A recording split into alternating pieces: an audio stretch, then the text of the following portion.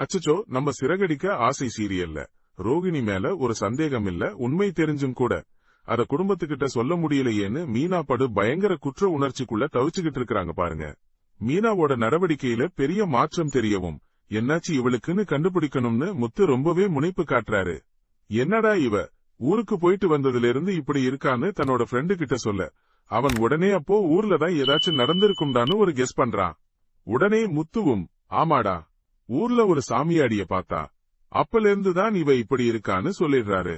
சரி, இன்னைக்கு எபிசோட்ல என்னதான் நடந்துச்சுன்னு கொஞ்சம் டீட்டெயிலா பார்க்கலாம் வாங்க. வீட்டுக்கு வந்த முத்து இத்தனை நாளா மீனா ஏன் இப்படி டல்லா இருந்தான்னு ஒரு வழியா நான் கண்டுபிடிச்சிட்டேன்னு சொல்லவும் அங்க ஒரு சைலன்ஸ். என்னடா நடந்ததுன்னு அண்ணாமலை கேட்க, இவ மூடி மறைக்கிற விஷயம் நம்ம பாட்டியோட ஊர்ல தான் இருக்குன்னு முத்து சொன்னாரு பாருங்க. ஐயோ, நம்மள பத்தி தான் இவன் சொல்ல போறானான்னு ரோகிணிக்கு வெடவெடன்னு நடுக்கம் புடிச்சிருச்சு. ஊர்ல நடந்த ஒரு விஷயத்தாலதான் மீனா இப்படி இருக்கா.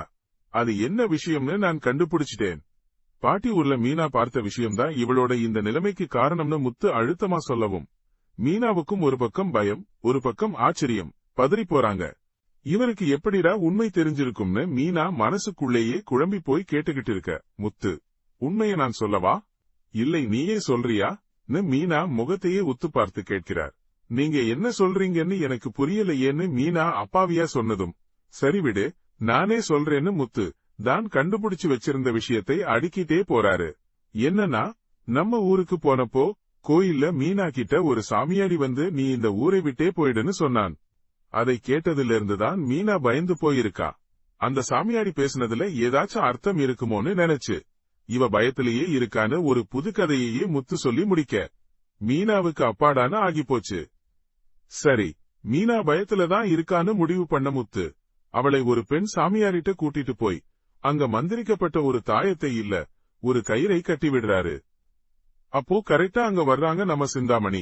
தன்னோட பொண்ணுக்கு கல்யாணம் எப்போ நடக்கும்னு அந்த சாமியாரி கிட்ட கேட்க, சீக்கிரமே நடக்கும், ஆனா அது உன்னோட விருப்பமே இல்லாம நடக்கும்னு ஒரு பெரிய குண்டை தூக்கி போடுறாங்க அந்த சாமியாரி. அது மட்டும் இல்லாம உன்னோட பொண்ணு ஏற்கனவே ஒரு மாப்பிள்ளைய பார்த்து வச்சிருக்கான்னு இன்னொரு ஷாக் நியூஸையும் போட்டு உடைக்கிறாங்க. இதை கேட்டதும் சிந்தாமணிக்கு மண்டையே குழம்பி போகுது. சரி, இதுக்கு அப்புறம் என்ன ஆச்சுங்கிறதெல்லாம் அடுத்தடுத்த எபிசோட்ல பார்க்கலாம், வெயிட் பண்ணுங்க. ட்ரெண்டிங் நண்பன் சேனலை சப்ஸ்கிரைப் பண்ணுங்க. இந்த வீடியோ பிடிச்சிருந்தா லைக் பண்ணுங்க, ஷேர் பண்ணுங்க. அடுத்த வீடியோல பார்ப்போம்.